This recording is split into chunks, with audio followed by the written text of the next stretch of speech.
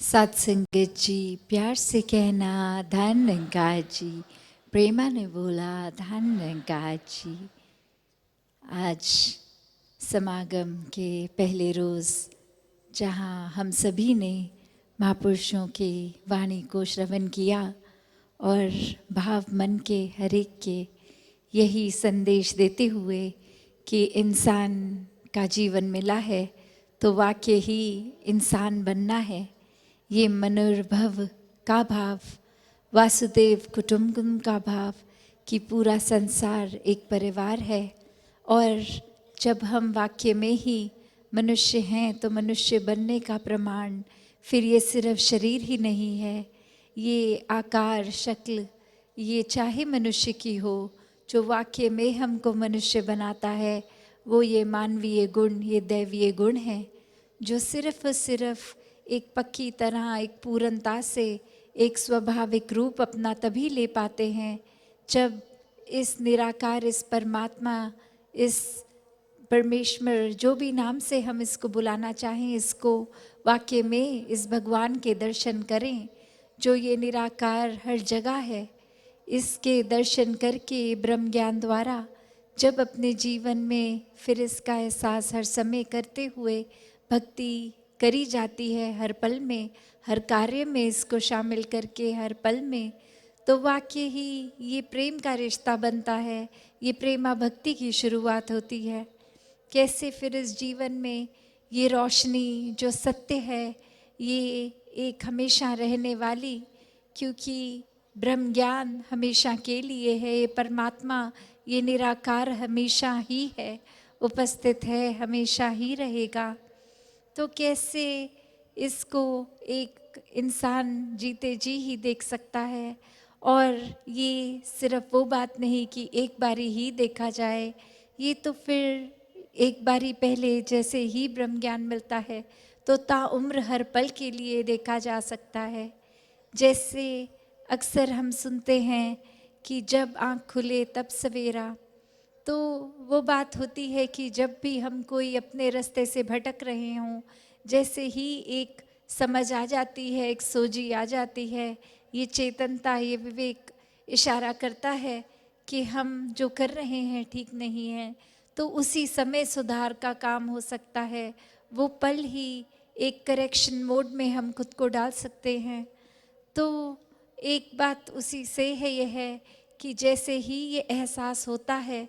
कि एक हमें दिशा बदलनी है, हम उसी समय वो उसको सही कर लेते हैं। और वहीं देखा जाए कि ये परमात्मा की रोशनी, ये सत्य, ये लाइट तो हर समय ही है, यहाँ तो हर समय ही सवेरा है। तो कैसे इस सवेरे में अपनी आँखों को ना बंद करें। जब परमात्मा वाक्य ही हर समय अंग संग है तो इसके एहसास में क्यों नहीं रहा जा सकता। एक इससे आंखें बंद करके अपने दुनियावी माया रूपी कार्यों में इतने व्यस्त होके कि इसी का ही फिर एहसास खो दें, एक ध्यान ही इस परमात्मा से हट जाए और संसारिक वस्तुओं से, लोगों से इतना जुड़ जाए, तो फिर बात वही होती है कि एक रोशनी तो पूरी है पर आँख हमारी ही बंद है तो हमें रोशनी वो नज़र नहीं आएगी। तो यही परमात्मा हर समय अंग संग है। जितना ज़्यादा इसका एहसास करें उतना ही एक जीवन भी वाकई ही रोशनीमय, एक सही रास्ते पे जिया जा सकता है। फिर वही बात जो हमेशा संत समझाते हैं कि ये परमात्मा तो हर समय देखा जा सकता है, ऐसा कोई भी पल नहीं है जिसमें परमात्मा नहीं है, या कोई ऐसी स्थान एक विशेष में ही सीमित नहीं है। ये तो असीम निराकार है, जो जितना भी आज तक हम इस ब्रह्मांड को जानते हैं उससे भी ये वास्ट, ये हमेशा चलता ही रहने वाला, इसका कोई अंत ही नहीं है। तो जैसे एक मराठी लाइन भी है कि जगिया ब्रह्म दिसे उगड़े, कि हर समय ये परमात्मा देखा जा सकता है। God can be seen every moment, in every aspect, in every place. It's not just limited or confined. तो ऐसा ही हर समय we can see God with our eyes, with this openness, this vastness that we see. The distance between two people, as we see, is an empty space, but in reality that consists of God, this divine light, this truth. तो कैसे ये एक दूसरे के ऊपर हमारी अगर नज़र भी पड़ती है तो इसके बीच में कहने को तो ये खाली स्थान है जो इस नज़र से देखेंगे, पर ब्रह्मज्ञानियों को, ये संतों महात्माओं को पता है कि ये खाली जगह भी खाली नहीं है, इसी में परमात्मा है, इसी का जो ये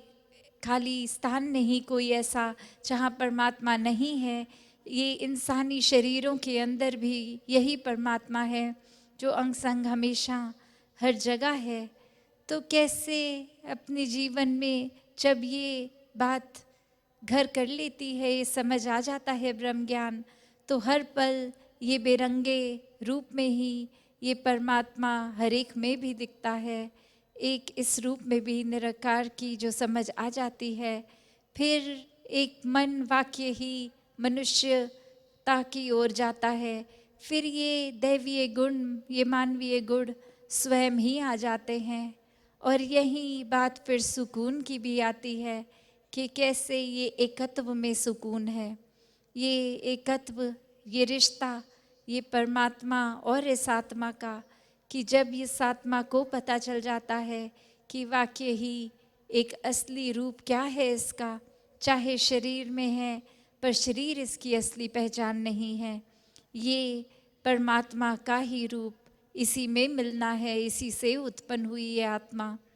तो ऐसे ही जीवन को जो समझ लेते हैं वो ही मोक्ष और मुक्ति, ये साल्वेशन के हकदार होते हैं।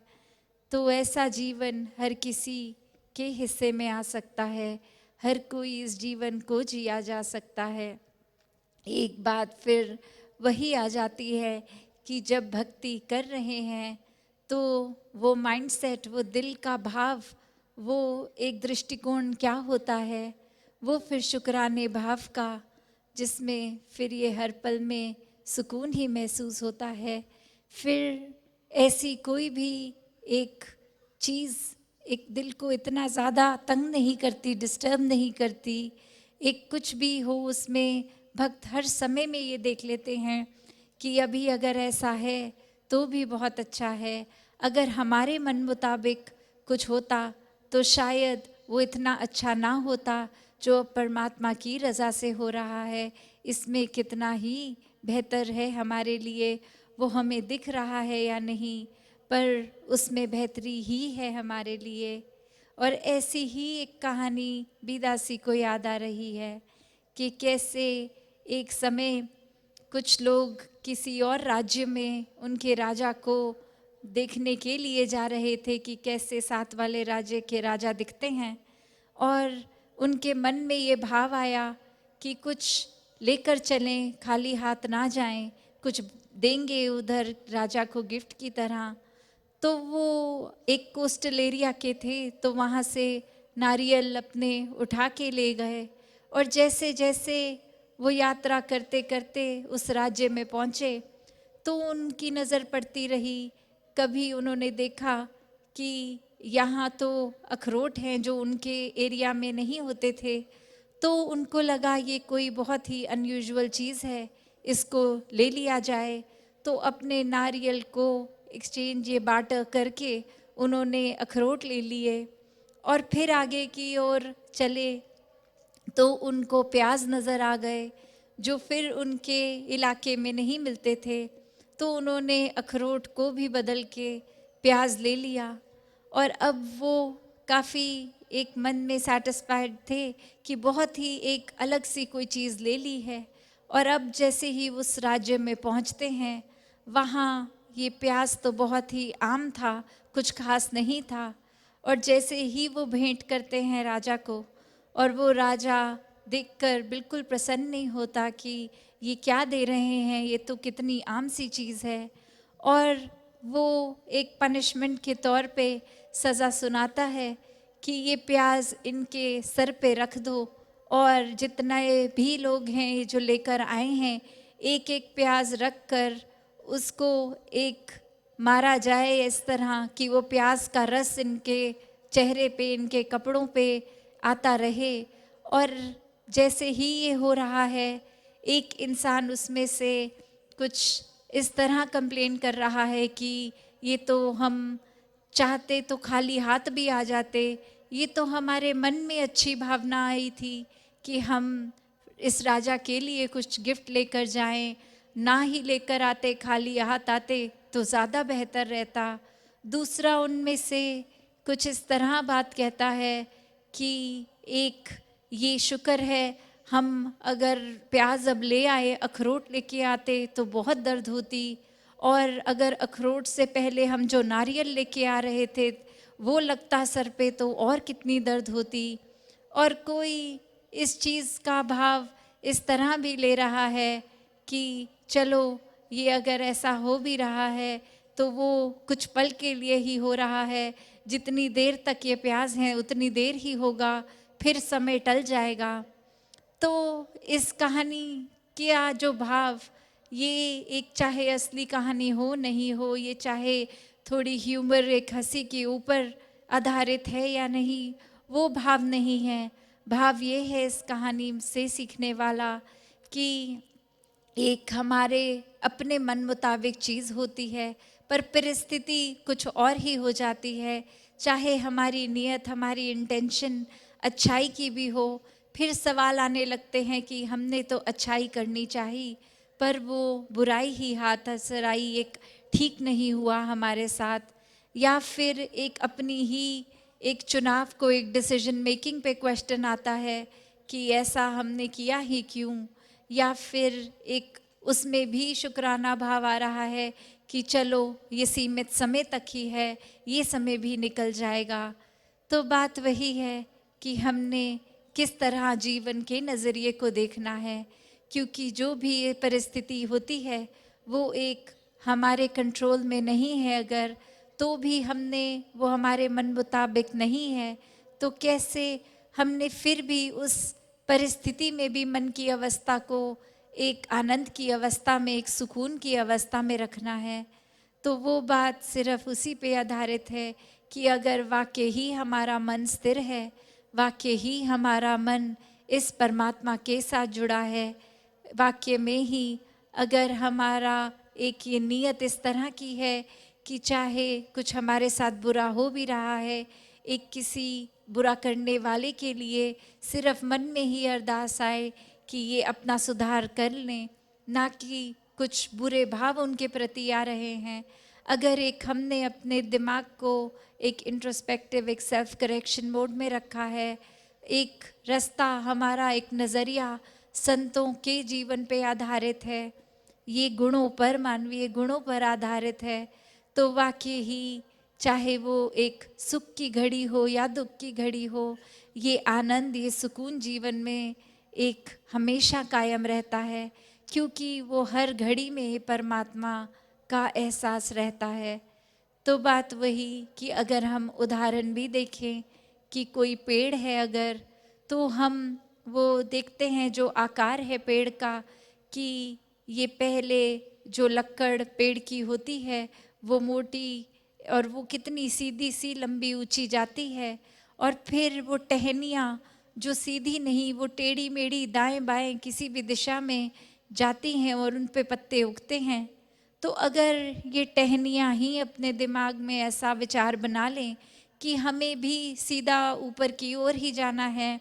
हम तो ऐसा चाहते हैं जीवन में हो, पर ये पता नहीं कुदरत का नियम कैसा कि हम तो फैलावट में दाएं बाएं किसी भी तरह सीधे आकार में भी नहीं, टेढ़े मेढ़े इधर उधर हो रहे हैं। तो एक बात वही कि अपनी मन की इच्छा पर इस परमात्मा को पता है कि किस तरह ये अगर टहनियाँ टेढ़ी मेढ़ी फैलावट में पत्तों के साथ और फ्रूट्स के साथ रहेंगी तो ही वो छाया भी दे पाएंगे, वो ठीक से एक अपना काम पूरी तरह से कर पाएंगे। तो अक्सर हमारी इच्छाएं, हमारी सोचने का नज़रिया हमें बिल्कुल ठीक लग रहा होता है पर असल में वो हमारे लिए ठीक नहीं है। तो जो ये सरेंडर की बात है कि परमात्मा में जब हम पूरी तरह अपने मन को बिछा देते हैं कि जिस दिशा भी लेके जाएंगे, गो विद द फ्लो की बात, कि जो हो रहा है उसी की रज़ा में हम इस परमात्मा की रज़ा में रहते रहें, बहते रहें। और फिर मन हमारा चाहे ठीक सोच भी रहा है कि नहीं, पर हर पल में अगर इस परमात्मा को शामिल करेंगे तो जो भी एक समय चल रहा है उसमें एक पॉजिटिविटी ही होगी, उसमें हम अच्छाई का भाव ही रखेंगे, उसमें हमारा नज़रिया, ये दृष्टिकोण हमारा सिर्फ़ और सिर्फ अच्छा बनने में, अच्छा करने में ही रहेगा। जैसे वही बात है कि अगर हम अपने शरीर में कुछ, हमें सुई लगती है या कोई कट लगता है तो खून ही बाहर आता है, क्योंकि शरीर के अंदर खून है। उसी तरह अगर ये परमात्मा जो प्रेम का ही रूप है, ये प्यार है, लव है, तो जब इस परमात्मा से इस आत्मा का मेल हुआ तो ये जीते जी भी जीवन प्रेम ही बन गया, हम स्वयं ही प्रेम बन गए। और फिर जब प्रेम बन ही गए तो फिर ये प्रेम ही बांटेंगे। फिर मन में हमेशा भाव करुणा, दया, हर एक के प्रति ये विनम्रता कि कैसे हम सिर्फ अपने ऊपर ही केंद्रित ना रहें, हर एक के लिए, पूरे संसार के लिए ये सेवा भाव कैसे अपना रखें, एक भाव के ऊपर ही जीवन रहे कि कोशिश, अपना प्रयत्न ये ही बनता जाए कि हर एक के जीवन में ये मिठास बांटें, ये आराम बांटे, और कैसे हर एक की आत्मा की जो तड़प है उसको इस परमात्मा के साथ ये ब्रह्म ज्ञान द्वारा एकत्व मिल जाए और वो भी एकत्व में सुकून में रहें। और कैसे फिर ये इंसानी गुण बनने, ये इंसान बनना बहुत ही आराम से, सहजता से हो जाएगा। जैसे दासी ने सुबह भी वो जिक्र किया कि कैसे आज रिपब्लिक डे इंडिया का जो मनाया जा रहा है वो कॉन्स्टिट्यूशन की अडेप्टेशन से, तो वैसे ही अगर हम सब इंसान ऐसा सोच लें कि हमें ह्यूमन वैल्यूज़ का अपने जीवन में एक कॉन्स्टिट्यूशन का को अडेप्ट करना है, हर एक का जीवन उन्हीं गुणों पे रहेगा, कैसे फिर एक जीवन में हमारे सिर्फ एक नज़रिया अच्छाई ग्रहण करने का, अच्छाई देखने का बना रहेगा, एक खुद के सुधार के ऊपर ही फोकस रहेगा, एक दूसरों पे टिप्पणी नहीं करेंगे, एक अपने ऊपर ही केंद्रित कि अगर किसी की बुराई दिख भी रही है तो पहले अपने अंदर झांकेंगे कि क्या उसकी बुराई उछालनी ज़रूरी है या अपने अंदर जो अनगिनत बुराइयां हैं उनका सुधार करना ज़्यादा ज़रूरी है। तो कैसे जीवन में हर कोई एक वाक्य ही असली मनुष्य बनकर जी सके, एक मुबारक जीवन जी सके, पूरी मानवता के कल्याण के लिए प्यार बन के हर एक को एक जानकार हो, चाहे चाहे अजनबी हों या ऐसे संसार के अन्य लोग जिनसे कभी मुलाकात भी नहीं होगी, फिर भी मन में हर एक के लिए ये प्यार का भाव आ सकता है। हर एक के चाहे बैकग्राउंड्स डिफरेंट है, खाना पीना रंग कैसा भी है, पर ये प्यार की वजह से एक्सेप्टेंस है कि शायद एक नेचर, एक व्यवहार हर एक का अलग है, फिर भी सब इस परमात्मा की ही अंश है। तो हर एक में एक अपना ही अक्स नज़र आता है, अपनी ही रिफ्लेक्शन लगती है, और हर एक से फिर प्यार करना बहुत ही आसान हो जाता है। तो भक्तों ने हमेशा यही सिखाया है, जितना इस परमात्मा के रंग में रंगे रहेंगे, इसके प्यार में चूर रहेंगे, उतना ही हमारा सुधार होता जाएगा, उतना ही हम प्यार बनते जाएंगे, और फिर बहुत एफर्टलेसली ये अच्छे गुण हम में आएंगे जो हमें हर जगह एक बिना किसी मेहनत के वो बटोरे जाएंगे, आराम से बांट सकते हैं फिर वो। तो बस अपने ऊपर केंद्रित रहकर अपनी भक्ति, जो एक हर एक का बहुत ही यूनिक रिश्ता है, अब भक्त और भगवान का, ये निराकार के साथ हमारे मन का नाता, ये अपनी भक्ति पे ही फोकस करें, एक दूसरे के ऊपर नहीं कि ये अगर कुछ ऐसा कर रहे हैं तो जीवन में इनको उपलब्धि मिल रही है, हमें नहीं मिल रही, तो शायद इनका जो करने का तरीका है उसको अपना लिया जाए, शायद वो उपलब्धि उस वजह से मिल रही है, पर ऐसा है नहीं। तो हमें अपनी भक्ति वो खुद को अपना रिश्ता इस निराकार से इसलिए नहीं बनाना कि कुछ उपलब्धि मिल जाएगी, कुछ धन मिल जाएगा अगर भक्ति करेंगे, शरीर की पीड़ा खत्म हो जाएगी। ये भक्ति इसलिए की जाए क्योंकि परमात्मा प्रेम है और हमें परमात्मा से प्यार है। सिर्फ प्यार की वजह से ये बेशर्त